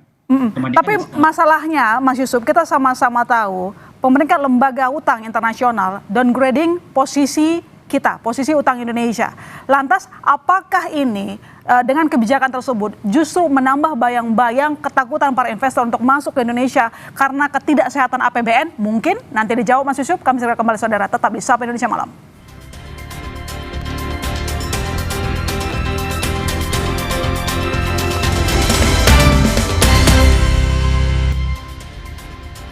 Ya, jadi Mas Yusuf, dengan fluktuatif harga minyak tapi konsisten rata di $100 bahkan lebih, maka apakah menurut Anda memang sebaiknya harga BBM dinaikkan? Oh, kita punya hitung-hitungan kalau misalnya harga minyak sampai dengan akhir tahun nanti itu secara rata-rata tidak melebihi $100 per barel, dan di saat yang bersamaan kemudian pemerintah tidak melakukan penyesuaian di ruang belanja, sebenarnya pemerintah masih bisa melakukan pembatasan atau tidak menaikkan harga BBM. Jadi thresholdnya kami itu sebenarnya hitungannya hingga maksimal $100 per barel. Namun sekali lagi kalau seandainya ternyata harga rata BBM itu kemudian ternyata lebih tinggi di atas $100 per barel, maka langkah keduanya menurut kami harus melakukan efisiensi di program-program strategis yang sifatnya besar gitu.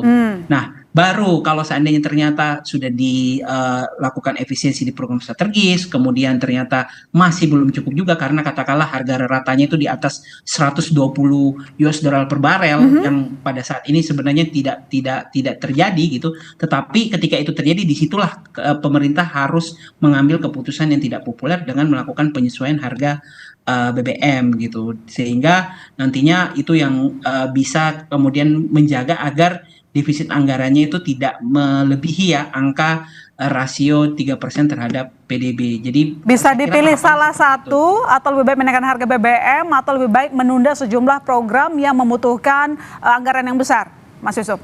Yes, saya kira saat ini memang yang strategis adalah menunda sementara waktu program-program yang besar gitu. Apalagi momentumnya saya kira cukup tepat gitu ya. Kita masih berada di awal tahun, pemerintah juga belum banyak menjalankan programnya secara masif gitu ya, karena baru di kuartal pertama. Jadi saya kira itu masih bisa disesuaikan kembali agar ya itu tadi tidak dikorbankan hal-hal lain sebenarnya juga relatif lebih penting seperti itu, Mbak. Kalau dari proyeksi Anda sendiri, seberapa tahan APBN menanggung beban dari subsidi karena tidak menaikkan harga BBM? Ya, karena kan mungkin dalam bulan Maret kemarin 59% kan harga minyak sudah naik hanya dalam 1 bulan. Ya, jadi kalau kami memprediksikan di pertengahan dari bulan April hingga pertengahan tahun ini kemungkinan harga BBM akan mengalami kenaikan di angka masih di atas 100% gitu, dan dengan kondisi tersebut saya kira rata-rata harga minyak itu memang akan mengalami kenaikan sehingga akan memberikan dampak ke APBN. Namun setelah pertengahan tahun kami prediksikan akan relatif dalam skenario tertentu itu akan mengalami normalisasi gitu ya, dengan kondisi geopolitik yang sudah relatif lebih kondusif misalnya. Nah, dengan skenario tersebut memang kita masih menahan defisit anggaran itu di bawah 3%, tetapi sudah mentok nih di batas atas di angka 2,9%-an gitu. Jadi skenario seperti itu. Jadi dia akan naik di akhir di pertengahan tahun ini, namun ternormalisasi di semester kedua nanti. Ya, sebenarnya pembahasan kita saat ini juga seharusnya dihadiri oleh Wakil Ketua Komisi 11 DPR RI Muhammad Hekal, dan tadi sudah setuju untuk ikut berdiskusi, namun hingga jam sekarang saat ditayangkan saudara, Muhammad Hekal belum juga bergabung baik melalui Zoom. Mas Yusuf, sebelumnya ketika ada masalah ada pemeringkat internasional menurunkan peringkat utang Indonesia, lantas apakah hal ini, keputusan ini justru akan kembali memberikan catatan buruk? Singkat saja untuk APBN. Ya, tentu ini akan mendapatkan catatan dari lembaga pemerikatan rating. Apalagi kalau kita lihat di catatan yang disampaikan, pemerintah itu disoroti mengenai pengelolaan anggaran terutama pada program-program strategis yang dinilai belum cukup mampu untuk bisa dibelanjakan atau bisa dieksekusi oleh pemerintah gitu. Nah, sekarang saya kira pemerintah punya peluang ya untuk kemudian semacam memberikan pembelaan dengan cara melakukan realokasi pada program-program ini gitu. Jadi pemerintah punya semacam pembelaan untuk kemudian menindaklanjuti apa yang concern oleh para lembaga pemeringkatan rating ini. Baik, terima kasih Mas Yusuf telah bergabung di Sapa Indonesia Malam. Selamat malam, Mas. Sorotan lain di Sapa Indonesia Malam, kereta api Bangunkarta jurusan Jombang Pasar Senen anjlok menjelang stasiun Bumi Ayu, Kabupaten Brebes, Jawa Tengah. Bagaimana penanganannya? Informasinya usai jeda.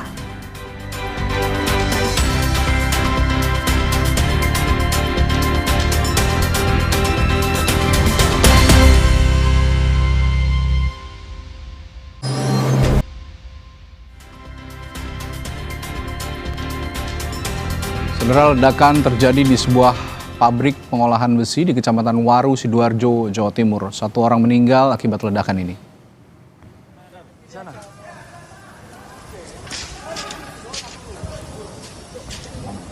Ledakan itu terjadi di sebuah pabrik produsen betoneser milik PT Great Wall Steel di Jalan Brigjen Katamso, Waru, Sidoarjo.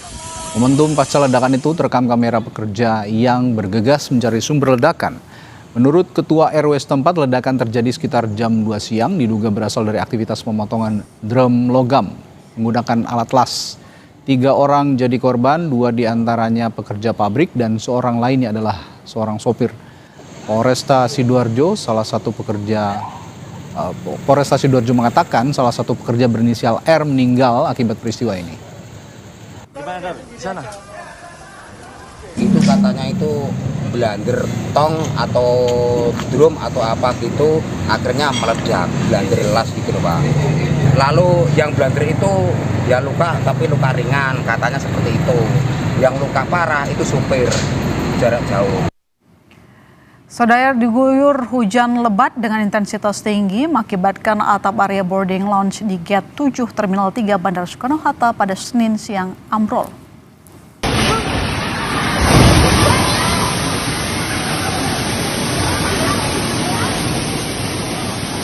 PT Angkasa Pura menginformasikan bahwa cuaca buruk mengakibatkan sejumlah fasilitas dan perjalanan penerbangan, khususnya pendaratan terganggu. Salah satu fasilitas yang mengalami kerusakan adalah jebolnya atap di Terminal 3 Bandara Soekarno-Hatta. Dari video amatir terlihat air mengalir deras dari bagian plafon dan akhirnya jebol karena tak kuat menahan debit air.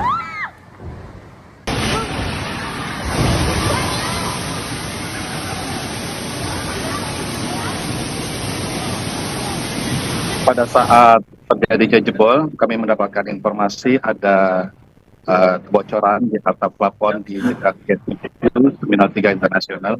Kami langsung melakukan langkah-langkah yang segera memperbaiki situasi. Yang pertama, kami melakukan pembatasan area, kemudian melakukan pembersihan di area tersebut, dan saat ini sudah tidak ada lagi kebocoran dan lokasi tersebut sudah bersih dan bisa digunakan kembali. Saudara, ratusan penumpang kereta api Bangunkarta yang anjlok di Brebes, Jawa Tengah dialihkan menggunakan bus. PT Kereta Api Indonesia mendatangkan 10 bus untuk mengangkut para penumpang menuju tujuan masing-masing. Sementara hingga kini penanganan insiden anjloknya kereta api masih terus dilakukan oleh tim khusus PT KAI Daerah Operasional 5 Purwokerto.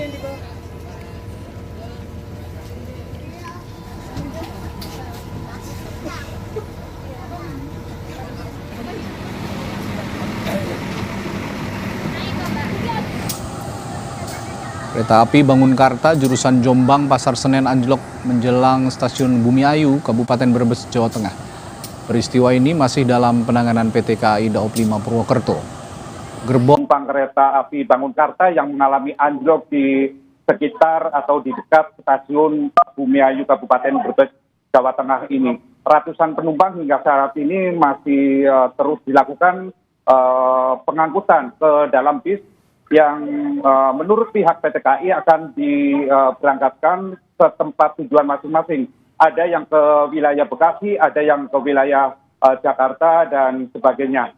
Untuk sementara, Manchester hingga saat ini perjalanan kereta api dari wilayah Daob 5 Purwokerto atau di wilayah selatan ini masih belum normal. Tapi saya tadi memantau atau melihat di stasiun bahwa bagian lokomotif kereta sudah dievakuasi ke stasiun di Bumiayu ini. Mas Sister. Jadi bagaimana dengan kondisi penumpang kereta Bangunkarta, Harsono? Apakah sudah dievakuasi semuanya untuk melanjutkan perjalanan mereka? Ya, Mas Sister, hingga saat ini proses evakuasi terhadap penumpang masih terus dilakukan. Tadi saya memantau di stasiun Bumiayu ini ratusan penumpang masih berada di stasiun ini. Mereka atau pihak PT KAI masih harus mendatangkan bis lain yang sudah disediakan semula dari 10 bis. Kini pihak PT KAI menambah 2 bis, jadi jumlah sekitar 12 bis sudah disiapkan oleh pihak PT KAI untuk memberangkatkan para penumpang yang hingga saat ini masih berada di stasiun Bumiayu ini. Lantas anjloknya Bangunkarta ini apakah berdampak terhadap perjalanan KAI yang lain? Ya, berdasarkan informasi dari pihak PT KAI Daob 4 Semarang bahwa ada 13 kereta api yang terpaksa harus dialihkan melalui jalur utara, mengingat di jalur selatan ini masih belum normal atau belum bisa dilewati oleh perjalanan kereta api baik dari Jakarta menuju ke Jawa Timur maupun sebaliknya. Mas Sister. Baik, terima kasih Harsono atas laporan Anda. Selamat kembali bertugas di sana. Saudara, aksi ugal-ugalan 2 mobil terjadi ketika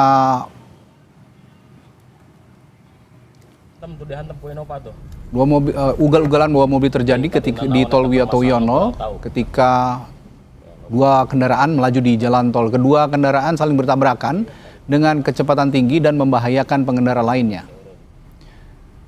Aksi berbahaya ini sempat direkam pengendara lain yang melintas di ruas Tol Wiyoto Wiono kilometer 19, Pademangan, Jakarta Utara. Aksi ugal-ugalan tersebut saat ini tengah didalami oleh pihak kepolisian. Polda Metro Jaya langsung melakukan pengecekan ke lokasi kejadian. Namun setibanya di lokasi, kedua pengemudi sudah tidak lagi berada di lokasi. Hingga kini, polisi masih menyelidiki identitas dan mencari kedua pengemudi ugal-ugalan itu.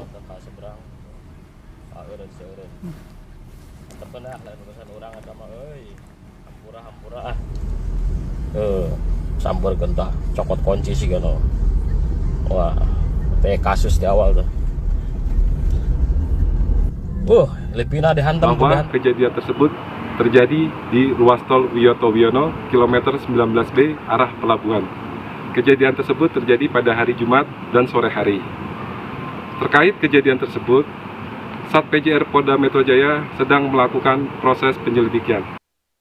Kita ke sorotan lain, Kejaksaan Agung memeriksa Kajari Karo dan Karaja Guguk terkait penanganan perkara kasus dugaan korupsi dana desa yang melibatkan Amsal Sitepu. Sebelum Kejagung periksa Kajari Karo, Kejaksaan Tinggi Sumatera Utara terlebih dahulu memeriksa Kajari dan Kasih Pitsus mengenai dugaan intimidasi Amsal Sitepu. Dari hasil pemeriksaan, jaksa yang menangani Amsal Sitepu mengaku sempat memberikan brownies kepada Amsal Sitepu. Namun pemberian makanan tersebut bukan merupakan bentuk intimidasi, melainkan bentuk kemanusiaan jaksa kepada Amsal Sitepu.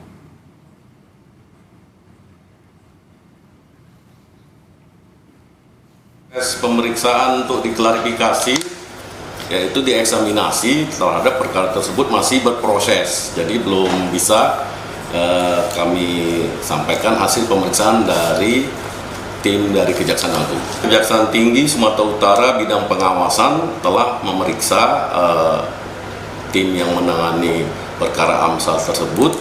Namun klarifikasi adalah masalah intimidasi yang dilakukan oleh jaksa, yaitu seperti kemarin itu disebutkan ada diberikan kue brownies gitu. Saudara, Kejaksaan Agung menyatakan bahwa tengah mengusut soal dugaan pelanggaran prosedural yang dilakukan jajaran Kejaksaan Negeri Karo dalam penanganan kasus yang terjadi. Telah melakukan proses hukum terhadap Aung San Suu Kyi ini sudah sesuai dengan ketentuan dan profesional. Apabila ada pelanggaran, tentunya akan ada, seandainya ada ketentuan untuk pelanggaran, akan ada sanksi etik dari internal kita. Pak, ini proses klarifikasi sejak awal dari penyidikan, tapi dari penuntutan seperti apa, nanti termasuk kemarin juga terkait dengan adanya pelaksanaan penetapan seperti apa yang. Saudara, polisi terus memburu kawanan pelaku begal yang menganiaya dan merampas sepeda motor serta telepon genggam petugas pemadam kebakaran di Jalan Hasyim Asy'ari Gambir, Jakarta Pusat. Selain mengumpulkan keterangan dari korban dan saksi, polisi juga mempelajari rekaman CCTV yang berada di lokasi untuk mengidentifikasi pelaku yang diduga berjumlah 6 orang. Seorang petugas pemadam kebakaran sektor Johar Baru mengalami luka memar pada bagian wajah dan tubuhnya usai dianiaya pelaku begal pada Kamis dini hari.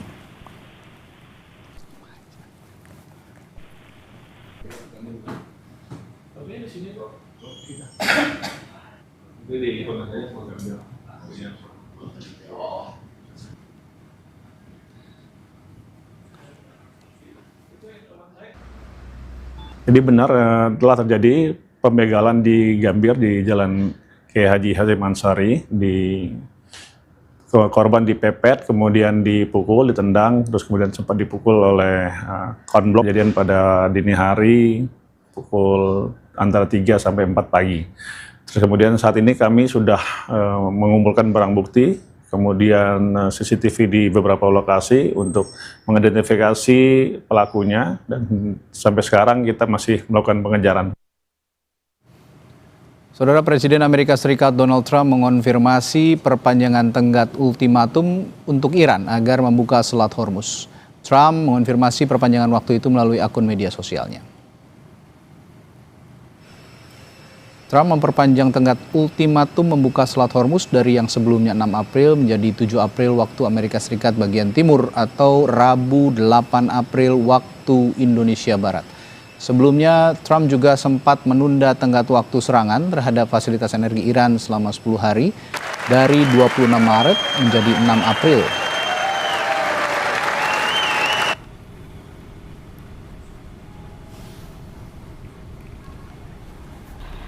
Melalui akun pribadi Donald Trump di Truth Social, Trump menuliskan, Selasa akan jadi hari pembangkit listrik dan hari jembatan. Semuanya dalam sehari di Iran. Tak pernah ada hal seperti itu sebelumnya. Trump juga mengancam, buka Selat Hormuz atau kalian akan hidup di neraka. Lihat saja. Lalu Trump memperjelas pada unggahan berikutnya, Selasa jam 8 malam waktu Amerika Serikat. Menanggapi perpanjangan ultimatum dan ancaman terbaru Trump, Iran menyebut Presiden Donald Trump sebagai sosok yang tidak stabil dan delusional. Pernyataan tersebut disampaikan oleh Menteri Kebudayaan dan Pariwisata Iran, Reza Salihi Amiri, yang menambahkan masyarakat Iran pada umumnya melihat Trump sebagai pribadi yang kurang memiliki keseimbangan dan menilai pernyataan Trump kontradiktif. Reza Salihi Amiri juga menegaskan Selat Hormuz selalu terbuka untuk dunia tapi tertutup bagi musuh Iran.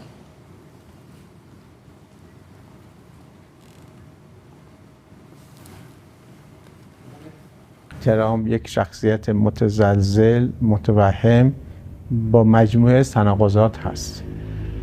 جامعه ایران معمولا به حرفهای ترامپ اعتنایی نمی کند چون باور دارد که ایشان فاقد تعادل شخصیتی و رفتاری و کلامی است و هر لحظه با یک موضوع متناقضی مواجه میشه. Saudara, terima kasih Anda telah menyaksikan Sapa Indonesia Malam. Perbarui terus informasi Anda di Kompas TV dengan 3 botol air mineral 700 ml yang setara dengan 2 liter air untuk 1 hari penuh kesejukan. Saya masih Serta Regan. Dan saya Radi Saputro berterima kasih. Selamat malam. Sampai jumpa.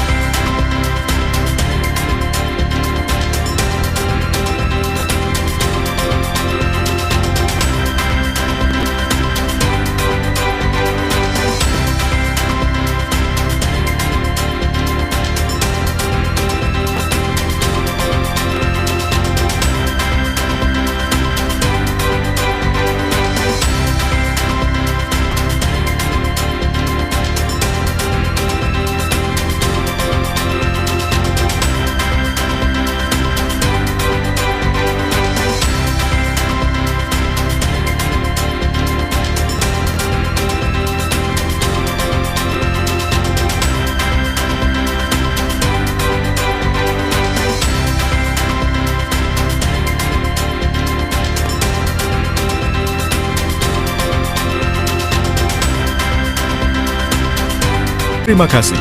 Anda telah menyaksikan Sapa